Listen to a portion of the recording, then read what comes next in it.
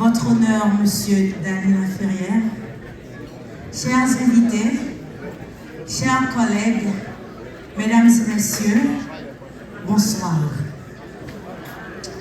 Bonsoir à tout Haïtien qui est dans la salle. J'ai fait ce long voyage de Florida jusqu'à Montréal afin de venir célébrer ensemble la réussite de l'un des nôtres.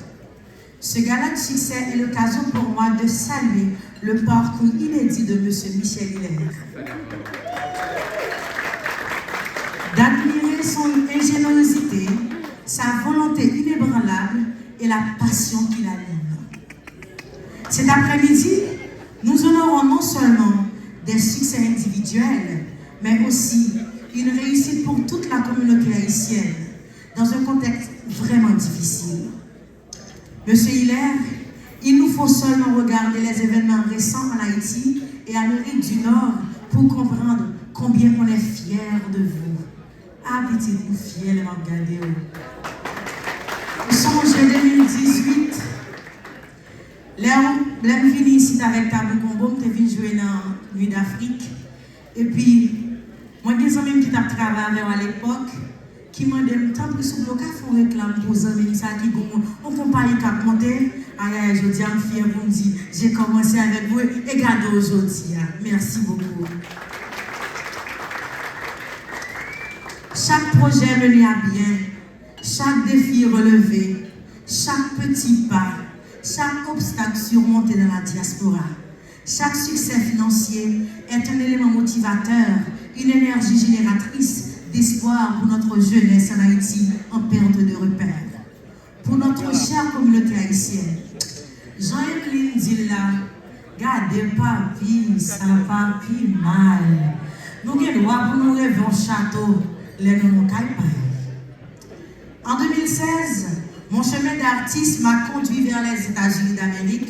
Je n'y avais pas d'ancrage, mais je portais en moi ma voix, ma foi dans la réussite et mon attachement à mes racines comme seule arme. Ce sont ces armes qui m'ont permis de danser sur la vague perpétuelle d'histoire singulière. À savoir, mon histoire, c'est aussi l'histoire de tous ceux et celles qui ont dû partir ou fuir la violence, emportant avec eux les émotions et les fracas. J'ai aujourd'hui un exemple, notre immortel Dany Laferrière, qui a sûrement connu le même sentiment. J'ai aussi devant moi le spécialiste en sécurité, M. Michel Hilaire, originaire de Gringoire, qui a sans doute connu ses propres expériences, ses déboires et ses prouesses à la réussite. Je tiens à saluer le courage de la persévérance de chacun d'entre vous, ici présent. Je suis sûre que chacun ici présent est victime à sa manière du chaos en Haïti. Les écoles, les universités, les entreprises sont fermées. Notre présence aujourd'hui doit nécessairement être un élément générateur d'espoir pour des millions de sans-abri. De milliers d'enfants sans accès à une salle de classe. Et enfin, des centaines de citoyens innocents, victimes de balles perdues. Ceci me fait dire que la réussite appartient à ceux et à celles qui n'ont pas pu peur de se relever. C'est exactement ces efforts que nous célébrons aujourd'hui. Monsieur Hilaire s'est relevé. Nous ne savons pas combien de fois. Aujourd'hui, il est un modèle qui nous inspire tous et toutes. Nous sommes fiers de lui. Et en lui, nous voyons notre propre réussite. Les nous regardons, il est, nous faisons pile bagaille, mais dans le pays étranger. Si vous arrivez là aujourd'hui, ça veut dire que nous arrivons loin tout. Merci pour ça. On nous célébrer ensemble, on nous célébrer. Cependant, souvenons-nous bien que la réussite trouve son sens entier dans la collectivité. Nous avons donc une obligation morale de travail à la réussite du collectif haïtien. Ce sera la réussite ultime. C'est ce que nous sommes tenus de léguer à nos filles et fils, aux générations en devenir et à venir, et aussi à ma fille Loulou chérie. Le Loulou gardé, M. Hilaire, nous sommes toujours appelé Hilaire, tonton Hilaire, qui est devenu gros moun sa jodia, ça dit que s'il était l'école, là devenu un gros bagaille. Haïti jodia, Haïti de la hier, Haïti pas suspendre là, tout autant nous-mêmes, nous pas suspendre d'exister. Merci.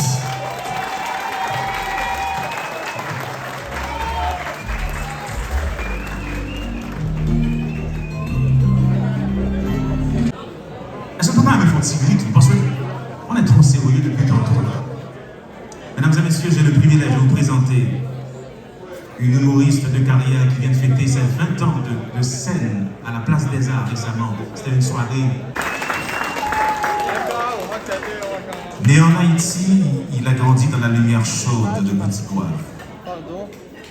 Il passe une enfance baignée de tendresse auprès de sa grand-mère Da, matrice de tant de ses récits. Jeune journaliste au verbe affûté, il est contraint à quitter précipitamment Port-au-Prince suite à l'assassinat de son ami Gasner Raymond. Il arrive à 23 ans à Montréal, où il a travaillé à l'usine, à l'hiver éprouvant de la ville, sans jamais quitter son vieux rêve d'écrivain. Il s'offre une modeste Remington 22, cette machine à écrire, devenue légende, et commence à réécrire sa vie et la nôtre. Depuis 1985, année de la parution de son premier livre, Comment faire l'amour avec un nègre sans se fatiguer, Dany Laferrière n'a cessé de parcourir le monde et les mots. Son œuvre riche, poétique, à saveur autobiographique, témoigne d'un regard unique sur la condition humaine, toujours avec grâce. Il a l'art singulier de rendre l'ordinaire lumineux, de faire du quotidien une matière littéraire universelle. Traduit dans le monde entier, salué par la critique, acclamé par le public, il a reçu le prix Médicis pour l'énigme du retour, un récit de mémoire, de racines et de renaissance. En 2013, Dany Laferrière entre à l'Académie française, au fauteuil numéro 2, celui de Montesquieu.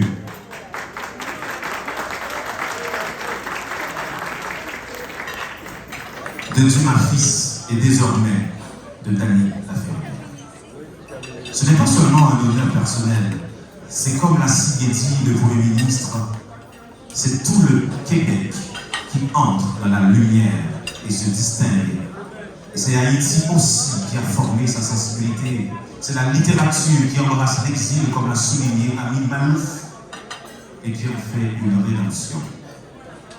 Dany Laferrière est aujourd'hui un modèle, une source d'inspiration. Il incarne cette idée folle mais vraie qu'un petit stylo suffit pour s'asseoir parmi les immortels. Alors, mesdames et messieurs, je vous prie de vous lever. Je vous prie de vous lever. Mesdames et messieurs, je vous prie de vous lever, toutes et tous, pour saluer l'homme, l'écrivain, l'académicien, le rêveur éveillé. Voici, mesdames et messieurs, Dany Laferrière, celui qui nous rappelle que la littérature peut tout, même réparer l'exil. Mesdames et messieurs, une poignée de mains d'honneur pour Dany Laferrière. Dany, merci pour ce que vous représentez pour nous. Merci pour vos œuvres. Merci pour votre littérature. Le CSC Canada vous honore ce soir. Bonsoir. C'est un grand plaisir de parler à des gens assis, des gens qui me connaissent et que d'une certaine manière, j'ai toujours connu. Vous n'avez aucune idée d'avoir devant vous un paysage de visages connus, même si on n'a jamais rencontré ces gens. Sur ces visages, il y a des traces indélébiles qui sont celles du travail, du désespoir, de la joie, de l'espoir. Des gens qui sont partis chez eux depuis longtemps sans espoir d'y retourner, mais qui gardent toujours chevillé dans leur cœur cet espoir. J'ai vu à New York des maisons où à l'intérieur de ces maisons, il y a des maisons de rêve. J'ai vu une dame qui avait gardé dans sa maison des machines à coudre, des sacs de sucre, des sacs de sel, du beurre, pendant 18 ans, en rêvant qu'un jour, elle retournera dans son pays et pourra construire sa maison avec de la nourriture acquise ailleurs. Ces rêves qui semblent ordinaires, simples, presque banals, sachez que c'est le moteur de la vie. Nous sommes à un carrefour aujourd'hui dans le monde où la vulgarité semble régner, où le pouvoir ne pense qu'à écraser les gens, où l'argent, quand il s'allie au pouvoir, exactement le mot, se salit. Le pouvoir, c'est quelque chose d'important, l'argent aussi, parce que toute ma vie, j'ai vu ma mère compter ses piécettes le matin afin de savoir quoi acheter et si elle en aura assez pour demain. J'ai une grande révérence pour l'argent, mais pas quand il sert à détruire, pas quand il sert à cette vulgarité qui nous vient de Washington ces jours-ci, pas quand il sert à acheter des armes pour tuer des gens innocents, pas quand il arme des voyous.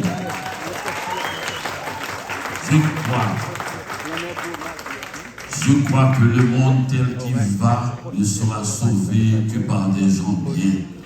Ce que j'entends par gens bien n'est pas exactement ce qu'on a défini dans mon enfance. Ce n'est pas des gens riches, ce n'est pas des gens qui ont forcément des diplômes, mais des gens qui d'un regard, d'un sourire, se mettent à votre côté quand vous êtes dans le malheur. Des gens qui arrivent chez vous à 8 h du matin, après un appel à 7 h du matin. Des gens qui pensent que les autres existent, surtout quand ils sont plus démunis qu'eux. Je crois qu'on a tendance à l'oublier parce que de plus en plus, nous entendons le monde se parler en termes de milliards.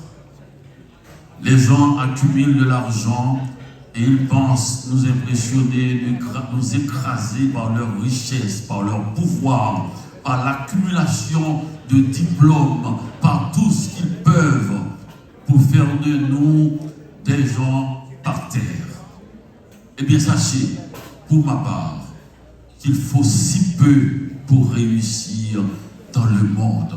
La réussite n'est pas un mot vulgaire. Au contraire, c'est une chaîne qui, à sa pointe extrême, devient des gens bien extraordinaires.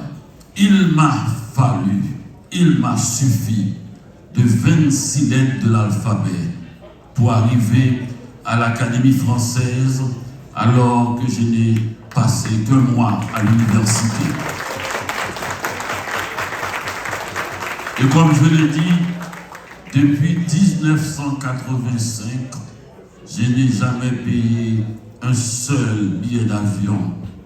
Vous le savez, une seule chambre d'hôtel, un seul repas, tout simplement parce que je passe 8 heures de temps devant ma machine à écrire.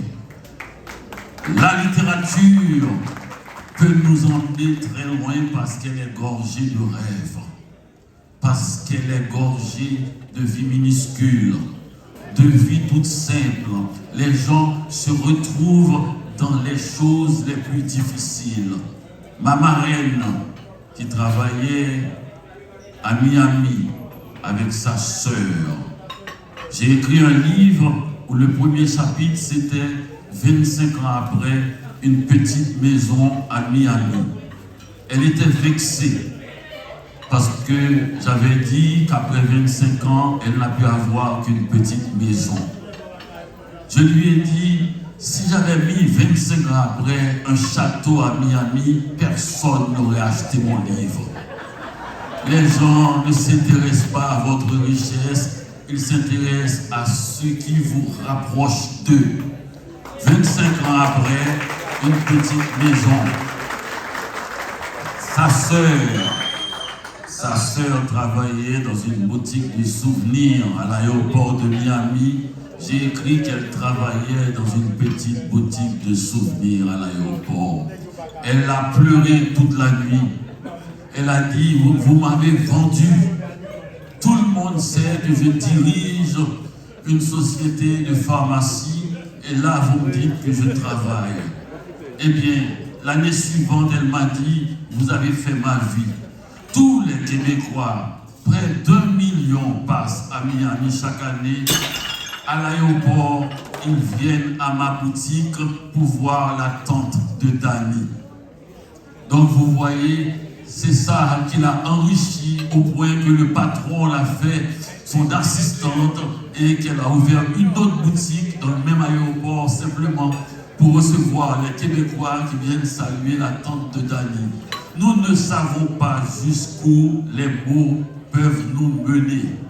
Nous ne savons pas jusqu'où les rêves peuvent nous mener. Mais au cœur de cette réussite, de tous ces gens, nous autres, qui sommes ici, nous savons très bien qu'il y a ailleurs, derrière ces portes, des gens qui souffrent, des gens qui n'ont rien, et des gens qui font face à des désastres, à des malheurs, et même aux coups de feu dans la nuit. Eh bien, je crois que, sans fâcher Michel, je pourrais dédier cette soirée à tous ceux qui sont aux portes,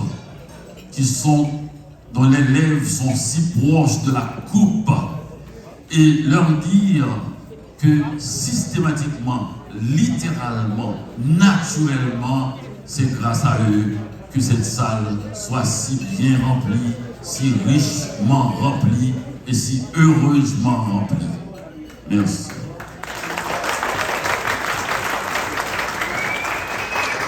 Merci. Merci Dani pour ces mots. Merci pour ce que vous représentez. Vous êtes un symbole fort pour nous autres immigrants. Parce que vous avez fait l'impossible. Je sais que vous n'aimez pas les superlatifs.